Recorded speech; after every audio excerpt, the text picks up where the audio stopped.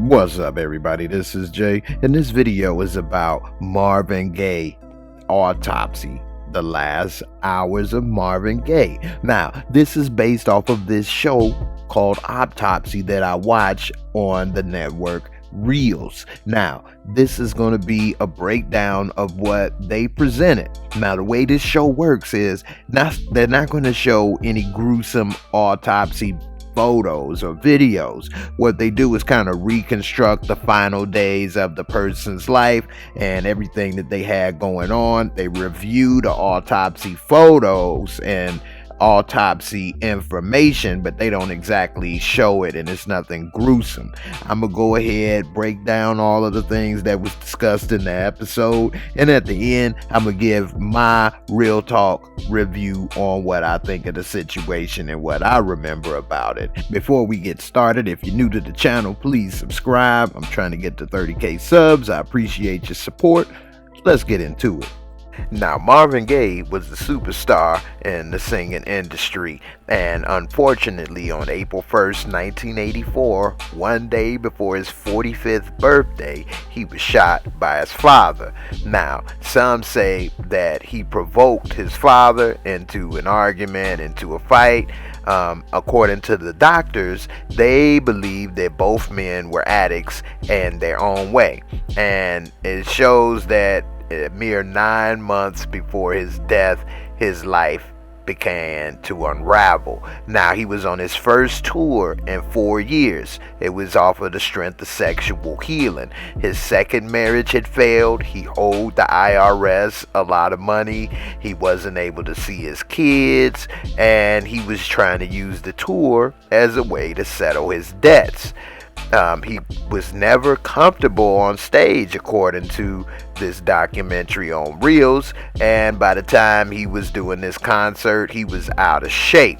Now, according to the doctors, they said that at his time of death, he was 6 foot tall, 202 pounds, with a body mass index of 27, which meant he was overweight. He was 44 years old, born in 1939. Now, when he was born in a DC suburb. Marvin Gaye Sr. was his dad. He had 3 siblings. We all know the story about his dad was a preacher. His mom was a domestic worker. Now, his dad was a devout preacher, and he had Marvin learning to sing in the church, and even he learned piano. But the denomination that Marvin's father was in was a strict denomination called the House of God. And one thing about Marvin Gaye Sr. was he was a man of strict contradiction, because he was a cross-dresser. He liked to wear women's clothes and made no secret of it.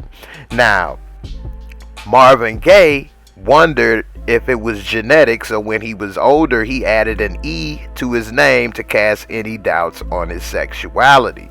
Now, his dad was known as a tough disciplinarian, and they weren't able to do a lot, and so that kind of started his conflicts with his dad, and his mom always smothered him with love, and dad was kind of jealous of that. So at age 20, he went to Detroit and signed on with Motown.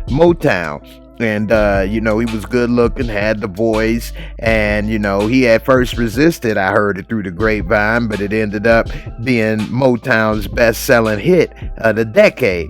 And, in 1983, 9 months before his death, they were showing that, he was smoking a lot of weed, and they said that it harmed his voice. And the doctor was saying by this time he had been smoking for over 20 years. And so the things that had happened to him, he had a hard time coping with the demands of singing, and that marijuana can cause laryngitis, according to the doctors, which was inflammation of the vocal cords. And it could, if he kept forcing his singing, it could scar and permanently damage his vocal cords. And even his friends said that he was sounding terrible by the time he was at his last show. And they were saying that he felt like he was losing himself, and the doctors were saying that, you know, weed affects his mind and impaired his judgment, and that also he was using PCP, aka angel dust, you know. And so they said that PCP was originally a medical sedative, but was banned when found to have major hallucinogenic properties, and that it can also cause deep paranoia. And so he was convinced someone was trying to kill him. He keep a personal security and his younger brother Frankie and friend Dave close by. They kind of both resembled him, Marvin, and he used to say, hope that assassins may come and confuse them for him. And that he used to wear a bulletproof vest, and they used to always try to convince him that it wasn't true. Nobody wanted to kill him, that people loved him, but you know, it never really clicked in. Now, the doctor says at the time of his autopsy of his death that no weed or PCP was in his system the day he died, but that long-term use more than likely affected him. And so we see that Dr. Michael Hunter said that the father and son relationship, they always were strained. And so the autopsy did show he was addicted to cocaine, and a lot of his friends and everyone said every night he did drugs, he loved to get that book of sugar, you know, he had a sugar problem. And he would go on tour and have drug dealers with him on tour in one room, and a preacher with him on tour in the other room. And the doctor said that he had a mucosal ulcer on the left side of his septum, which is the fleshy wall that separates the nose chamber. So in the autopsy, they said that comes from a lot of cocaine use for a long time. He had an ulcer between his nose, and they, you know, linked that his first use to the tragic incident in 1967 when he was 22 with Tammy Terrell. Ain't no mountain high enough.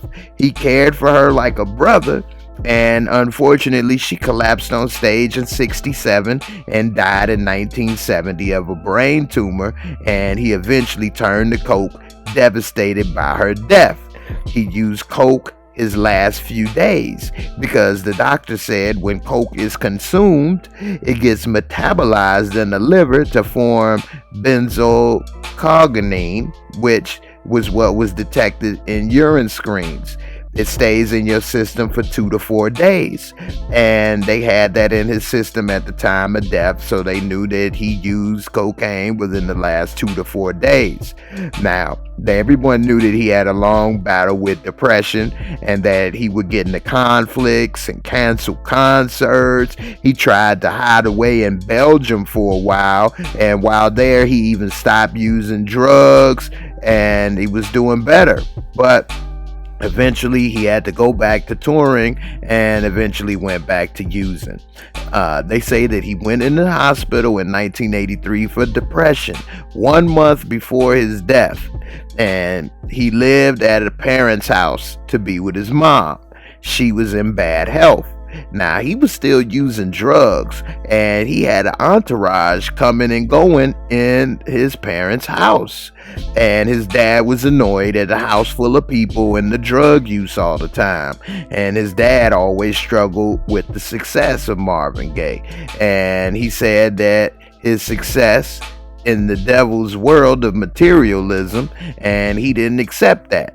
And so his father, you know, he wasn't successful in his own career, so he kind of resented that with Marvin Gaye, according to the REELZ. And so his dad was hard on him as a kid with the belt, and he got, you know, the switch a lot more than the other siblings, which increased having them have a terrible relationship. 2 weeks before his death, he was hiding away in his room at his parents' house. Friends were worried They felt he was worse with paranoia. He gave his dad a .38 Smith & Wesson to protect his family because he thought someone was trying to kill him. And I'm sure he had no idea that that would be the very gun his dad would end up using to kill him. That's crazy. His drug use increased. He was thinking of suicide. His friend Dave talked him out of it. And Marvin said in the interview that he tried to commit suicide from a cocaine overdose because of depression, and friends say he was always so unhappy. And his dad was an alcoholic, drinking heavy around the time that he killed Marvin. And long-term alcohol use, according to the doctors, damages your brain and nervous system. It can cause depression, dementia, can make a person irrational and violent. And the doctor believes that Marvin was in a drug-fueled psychosis, which made him also suicidal. 2 days before his death, both of the Marvins, senior and junior, stayed in their rooms dealing with their addictions. Marvin said to Dave that he had angels looking out for him and that he loved Dave. And that was the day before his death. He was reading the Bible with his mom. He could do no wrong in her eyes, and his dad always resented him for this, both of them. He misplaced some papers and starts an argument with Marvin Gaye Jr., looking for someone to blame. The day of his death, reading the Bible with his mom, his dad still looking for these papers, these documents. He comes in arguing, upset. He's upset. Marvin Gaye Jr., Marvin Gaye Sr. is pushing on Marvin Gaye Jr.'s mom. He's upset. So next thing you know, Jr. beats up his father. He beats him up bad to the point where Dad went and got a gun, came back, shot him twice, and then he returned to his room in a daze. Now, Marvin's younger brother Frankie was there at the time, heard it, called 911. They got there fast but refused to enter because the dad was still there with the gun. Frankie's wife finds the gun. 20 minutes pass before the 911 ambulance finally comes in the house. The doctors say he was found in a pool of blood but not dead yet. He had major blood loss, and they ended up in the emergency room trying to use manual heart massage to keep blood flow to his other organs, but unfortunately it didn't work. He would have been 45 years old the very next day. The doctors, everybody, they can't, everybody's in shock. The doctors on this documentary, they kind of re-examine the crime scene. They say that according to official documents, Marvin Gaye, with the first shot, was hit in the chest, the second shot to the shoulder. But the doctor on REELZ feels that that's not correct and it's probably the other way around. He felt that the dad intended to kill him. That's what they said in court, at least. That the first shot was from a distance and the second shot was close range. Most killers do this, but he thinks that it was actually the opposite in this case. See, he feels that the left shoulder was the first shot and he fell, but it went through the shoulder without major injuries. But Marvin Gaye had abrasions on his knees and hands from that fall from the first shot. The second bullet did major damage because he was already on his knees, and the trajectory of the bullet hit everything inside of his body. From the chest, it entered right above his right nipple. The bullet traveled diagonally, hitting his heart, lung, liver, diaphragm, kidney, embedding in the left side of his torso, positioned towards his dad, moving away. Dad was charged with voluntary manslaughter, not murder. The doctors discovered that he may not be responsible for his actions, though, which was shocking. As they further examined the father, they found that Marvin Gaye Sr. had a brain tumor, which can cause confusion, anxiety, mood swings, aggression, problems with decision making. And also, he was dealing with alcoholism and he had a short fuse, which gave him diminished responsibility of his actions. And also, he was acting in self-defense since he did just catch them hands from his son. The media reported that Marvin was in a coke-fueled attack. The doctor said that no coke or PCP was in his system at the time of death, though. He believes that Marvin's depression may have made him want that second shot. He may have manipulated his father to do it. His friend Dave thinks so also. A way to make his dad suffer and punish his dad for all that he went through was to get his dad to kill him. It's a way to punish his father and a way for him to end his suffering. His father was charged with voluntary manslaughter. He did a 6-year suspended sentence and died of pneumonia 14 years after the death of his son. It's a sad, sad story and tragic end to an iconic figure in R&B history. Marvin Gaye was beloved by all of his fans, men, women alike. A lot of family members of mine, I grew up, they loved Marvin Gaye, and even had pictures and posters on the wall. It was very sad and unfortunate, but sometimes with drugs and other things, alcohol is involved and hurt feelings and things. Sometimes things can get out of control, and jealousy never helps when it's added to the mix. His father in court was very, very remorseful. The judge understood and believed that his father was remorseful in court.